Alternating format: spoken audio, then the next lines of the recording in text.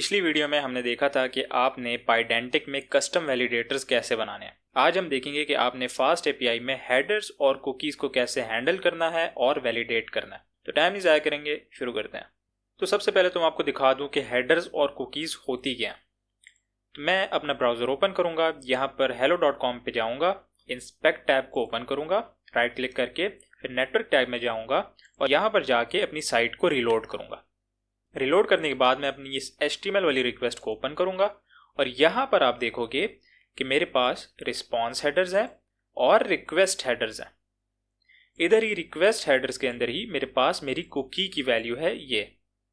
तो हेडर्स क्या होते हैं? जब भी आपकी कोई रिक्वेस्ट आपके सर्वर के पास आती है या सर्वर उसका रिस्पॉन्स सेंड करता है तो इन दोनों रिक्वेस्ट में यानी रिक्वेस्ट और रिस्पॉन्स दोनों के अंदर कुछ एडिशनल इन्फॉर्मेशन भी सेंड होती है। उस एडिशनल इन्फॉर्मेशन को हम हेडर्स की फॉर्म में सेंड करते हैं। तो अभी तक हमने रिक्वेस्ट में किस किस टाइप का डाटा भेजा है? हमने रिक्वेस्ट की बॉडी भेजी है, हमने क्वेरी और पाथ पैरामीटर्स भेजे हैं और अब हम हेडर्स और कुकीज भेज रहे होंगे या रिसीव कर रहे होंगे। और कुकीज़ जो होती हैं वो आपकी हेडर्स के अंदर ही सेंड होती हैं। ये जैसे हमारे सारे रिक्वेस्ट हेडर्स हैं, यानी जब ब्राउज़र ने मेरे सर्वर को रिक्वेस्ट भेजी तो इसने कुछ एडिशनल इन्फॉर्मेशन साथ भेजी। वो एडिशनल इन्फॉर्मेशन हेडर्स की फॉर्म में गई और उसी एडिशनल इन्फॉर्मेशन के अंदर मेरी कुकीज़ भी थी जो कि हेडर की फॉर्म में सेंड हो गई। तो ये हेडर्स होते हैं और ये आपकी कुकीज़ होती हैं। तो हम देखेंगे कि इसको आपने कैसे हैंडल करना है और कैसे आपने इनको एक्सेस करना है अपने सर्वर में। मैं अपना VS कोड ओपन कर लूँगा, एक न्यू डायरेक्टरी बना लूँगा, हेडर्स एंड कुकीज़। इधर एक न्यू फाइल बनाऊँगा main.py और इसके अंदर फास्ट एपीआई को इंपोर्ट करूँगा और बेसिक्स अपना एक सर्वर बना लूँगा। तो ये मैंने अपना एक सिंपल सा सर्वर बना लिया है। मैं इसको uvcon के साथ रन कर लूँगा। तो मैंने हॉट रिलोडिंग के साथ अपने सर्वर को रन कर लिया है। अब मैं इसको इधर से मिनिमाइज़ कर लूँगा या हाइड कर लूँगा और अब हम इधर अपना कोड लिखेंगे। तो जब भी आप कोई एंड पॉइंट बनाओगे आपने उस पर अपने हेडर्स को कैसे एक्सेस करना। हेडर्स को एक्सेस करने के लिए आपको फास्ट एपीआई से एक क्लास को इंपोर्ट करना पड़ता है जिसका नाम है हेडर। जैसे हमने क्वेरी और पाथ की क्लासेस को इंपोर्ट किया था वैसे ही हम इधर हेडर की क्लास को भी इंपोर्ट कर लेंगे। अगर आपने एक सिंगल हेडर को एक्सेस करना है तो आपने क्वेरी या पाथ पैरामीटर्स की तरह ही इधर एक पैरामीटर पास कर देना है और उसके अंदर आपकी हेडर की वैल्यू आ जाएगी। फिर उसको आप एज अ वेरिएबल यूज़ कर सकते हो। जैसे कि मिसाल के तौर पे ये मेरा ब्राउज़र था, इसके अंदर मेरे पास क्या क्या हेडर्स थे। आपने ज़्यादातर ना गौर करना होता है रिक्वेस्ट हेडर्स के ऊपर, ठीक है?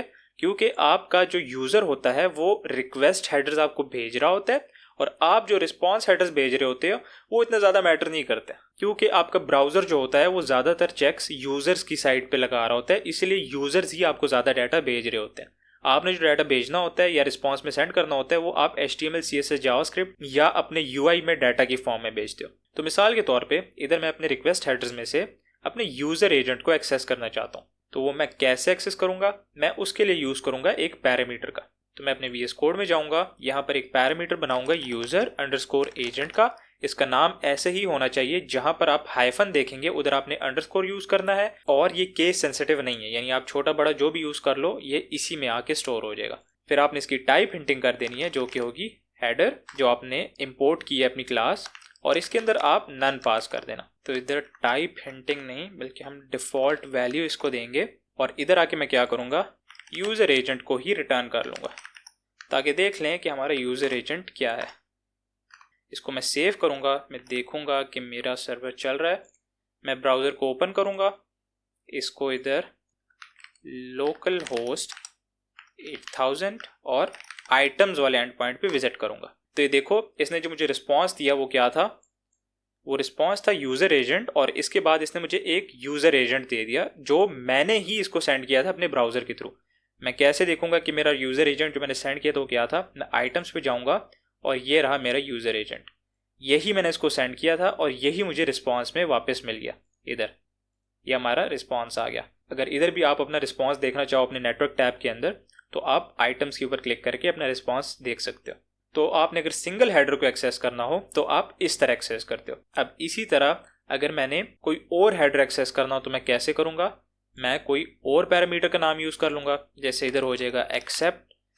मैं इसी को कॉपी करूँगा, इधर पेस्ट करूँगा और अपने ब्राउज़र को इधर से दोबारा रिलोड करूँगा। तो रिस्पॉन्स में मेरे पास क्या आया? यूज़र एजेंट के बाद मेरे एक्सेप्ट की वैल्यू रिटर्न होगी। तो अगर आपने सिंगल हेडर को एक्सेस करना हो तो आप ऐसे करोगे। अब आप अगर सोच रहे हो कि भाई मैं सारे हेडर्स को एक्सेस करना चाहता हूँ, मैं वो कैसे करूँ, तो वो आप कर सकते हो एक और क्लास का यूज़ करके, जिस क्लास का नाम है रिक्वेस्ट। आप क्या करोगे, आप इधर पैरामीटर यूज़ करने के बजाय इधर एक रिक्वेस्ट पैरामीटर यूज़ करोगे, जिसकी टाइप हिंटिंग होगी रिक्वेस्ट के साथ, और इसके अंदर आपकी रिक्वेस्ट की सारी डिटेल्स आ जाएंगी, हेडर्स भी, कुकीज़ भी, पाथ पैरामीटर्स भी, क्वेरी पैरामीटर्स भी। तो अगर आप अपने सारे हेडर्स एक्सेस करना चाहते हो, आप क्या करोगे, रिक्वेस्ट ऑब्जेक्ट के अंदर एक हेडर्स का एट्रीब्यूट होता है, उसको एक्सेस कर लोगे और उसको रिटर्न कर दोगे, तो उसके अंदर आपके सारे हेडर्स होंगे। मैं दोबारा इधर आऊँगा, इसको रिलोड करूँगा, तो ये देखो मेरे सारे हेडर्स इधर मेरे डिक्शनरी की फॉर्म में आ गए। की के अंदर हेडर का नेम है और वैल्यू के अंदर हेडर की वैल्यू है। ये देखें इधर मेरे यूजर एजेंट और एक्सेप्ट हेडर भी मौजूद है।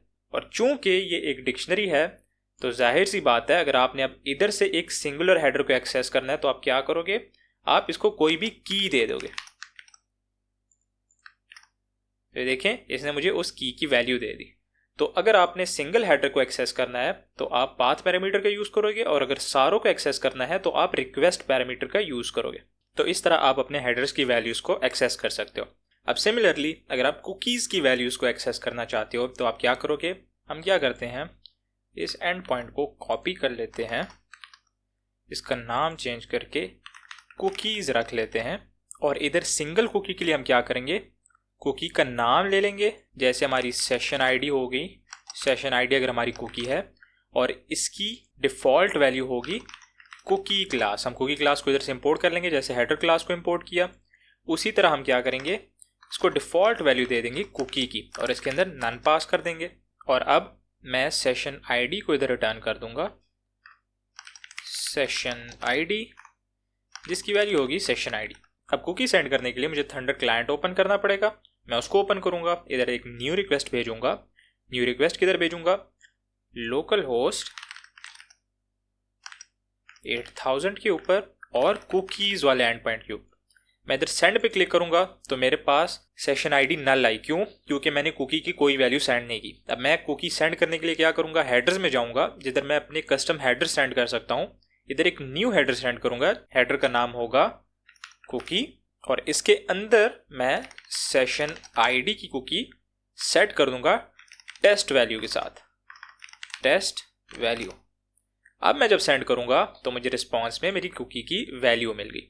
तो अगर आपने सिंगल कुकी को एक्सेस करना है तो आप इस तरह एक्सेस करोगे, और अगर आपने मल्टीपल कुकीज़ को एक्सेस करना है तो वो आप कैसे करोगे, उसके लिए हम सिमिलरली इधर रिक्वेस्ट पैरामीटर का यूज़ करेंगे।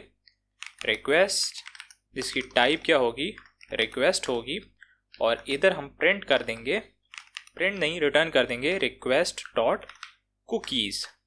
मैं सेव करूँगा और थंडर क्लाइंट के ऊपर ही इस रिक्वेस्ट को भी सेंड कर देते हैं, और मेरे पास एक डिक्शनरी आ गई जिसके अंदर सेशन आईडी की वैल्यू क्या है, टेस्ट वैल्यू। और इधर मैं कुकी के अंदर अब मज़ीद और कुकीज़ भी ऐड कर सकता हूँ।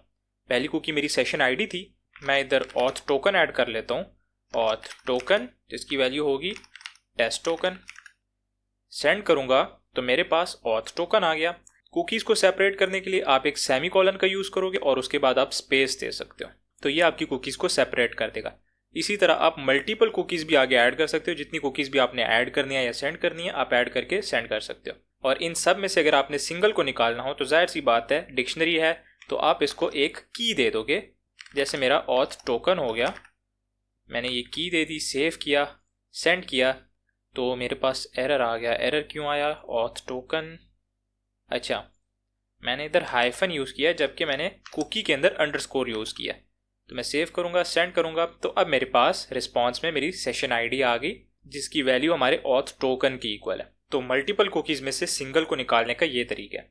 तो आपने देख लिया कि हेडर्स और कुकीज़ को आपने कैसे यूज़ करना है और कैसे उनकी वैल्यूज़ को एक्सेस करना है। और अब अगर आप चाहते हो कि इनकी वैलिडेशन करें हम, तो आप सिंपल क्या कर सकते हो, इनकी वैल्यूज़ को निकाल के उनके ऊपर कंडीशंस अप्लाई कर सकते हो। आप चेक कर लो कि उनकी वैल्यूज़ अगर स्पेसिफिक हैं तो कोई ऑपरेशन परफॉर्म कर लो। जैसे कि कुछ बॉट प्रोटेक्टेड वेबसाइट्स होती हैं, वो क्या करती हैं, आपकी यूज़र एजेंट को चेक कर रही होती हैं, या कुछ कस्टम कुकीज़ होती हैं जो उन्होंने अपनी क्लाइंट साइड जावास्क्रिप्ट के अंदर इंप्लीमेंट की होती हैं कि कुछ वैल्यू जनरेट करके वो आपके सर्वर पे सेंड कर रही होती हैं। तो बॉट्स जो हैं उन वैल्यूज़ को रिक्रिएट नहीं कर सकते, यानी कर सकते हैं लेकिन मुश्किल होता है। तो उससे वो आइडेंटिफाई कर लेते हैं कि बॉट बिहेवियर तो नहीं है कोई। तो वो कुकी चेक करने के लिए भी आप कंडीशंस लगा सकते हो। तो वैलिडेशन इसी तरह ही होती है कुकीज़ और हेडर्स की, कि आप कंडीशंस अप्लाई कर लेते हो और चेक कर लेते हो कि वो कुकीज़ या हेडर्स आपकी कंडीशन के ऊपर फॉल करते हैं या नहीं। और इधर एक और चीज़ मैं भूल गया था, वो क्या है कि आप ऑप्शनल भी रख सकते हो कुकीज़ को या हेडर्स को, कि अगर उनकी वैल्यू आपको आए या ना आए उससे आपको कोई फ़र्क ना पड़े।